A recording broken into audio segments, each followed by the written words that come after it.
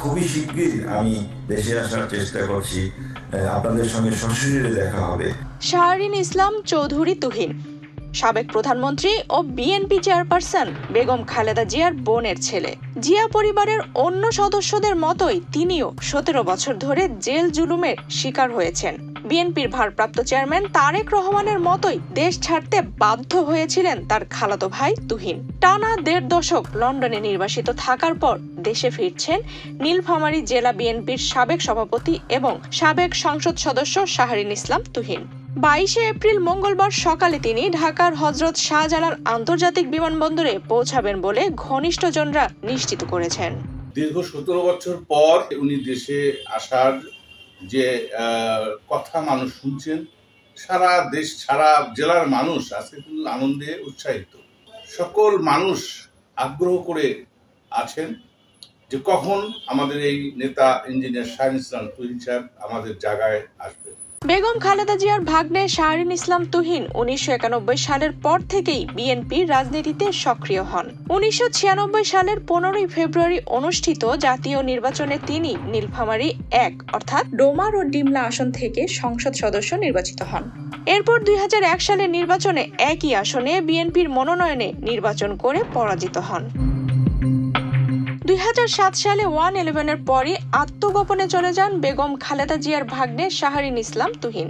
একাধিক মামলার কারণে এক পর্যায়ে তিনি বিদেশে পাড়ি জমান। এর মধ্যে 2008 সালে ঢাকার একটি আদালত কর ফাঁকির মামলায় তাকে 8 বছরের কারাদণ্ড দেন। পরে অবৈধ সম্পদ অর্জন ও তা গোপনের অভিযোগে আরেকটি মামলায় তুহিনকে 13 বছরের সশ্রম কারাদণ্ড এবং 10 লাখ টাকা জরিমানা করা হয়। বিএনপির পক্ষ থেকে শুরু থেকেই এই রায়কে রাজনৈতিক উদ্দেশ্য প্রণোদিত ও হয়রানিমূলক আখ্যায়িত করা হয়।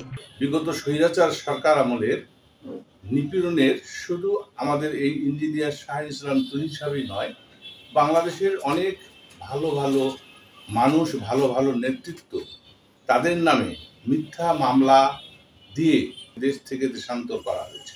আর শাহরিন ইসলাম তুহিন সাহেব আসবেন, এসে তার যে আইনের যে অবস্থানগুলো রয়েছে, অবস্থানে এসে উনি আইনের কাছে শপথ গ্রহণ করবেন এবং আইনের বিচার কোথায় দাঁড়িয়ে তার বিচারের জন্য উনি মুক্তি চাবেন।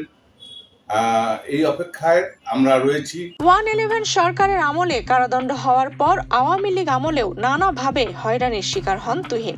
এসব কারণেই তিনি রাজনৈতিক আশ্রয় নিয়ে দীর্ঘদিন যুক্তরাজ্যে অবস্থান করেন। নির্বাসনে থাকা অবস্থায় তিনি 2016 সালে বিএনপির জাতীয় নির্বাহী কমিটির সদস্য নির্বাচিত হন।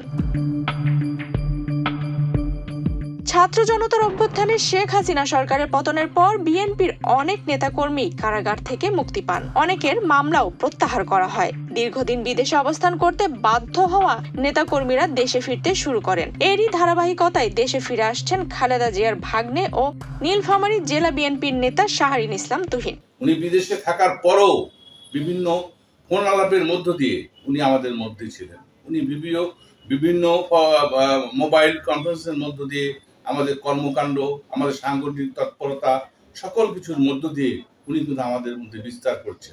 স্বল্প সময়ের জন্য জনপ্রতিনিধি হলেও বিএনপি শাসনামলে ডোমার ও ডিমলা উপজেলার বিভিন্ন উন্নয়ন কর্মকাণ্ডে গুরুত্বপূর্ণ ভূমিকা রেখেছেন শাহরিন ইসলাম তুহিন।